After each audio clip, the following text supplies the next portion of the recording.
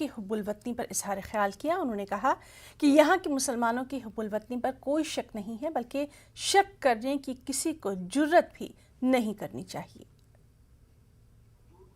मुस्लिम आबादी के पैट्रियटिज्म को टेस्ट करने की जरूरत इस धरती पर कोई नहीं कर सकता है, मैं विश्वास के साथ,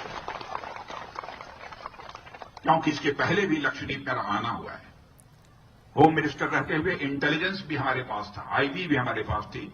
उससे भी जो मुझे सूचनाएं प्राप्त हुई, कोई यह नहीं कह सकता कि लक्षद्वीप में रहने वाले लोगों के पैट्रियटिज्म पर कोई क्वेश्चन मार्क लगाया जा सके। यह बात मैं विश्वास के साथ नहीं कहता। एक अहम खबर तेलंगाना और महाराष्ट्र में ज़िमनी इंतखाबात के हवाले से।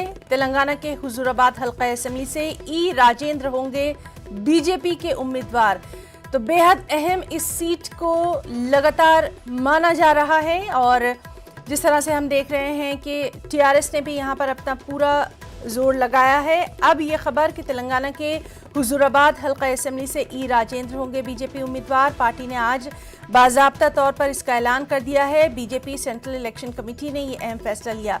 वहीं महाराष्ट्र से खबर है, महाराष्ट्र के देगलूर असेंबली हल्के में ज़िमनी चुनाव होना है और बीजेपी ने देगलूरू से पेराजराव स्वाने को अपना उम्मीदवार बनाया है।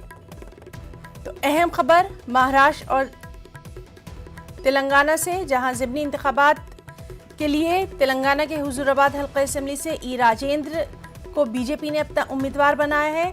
बेहद अहम सीट, पार्टी ने आज बाज़ाब्ता तौर पर इसका ऐलान कर दिया है।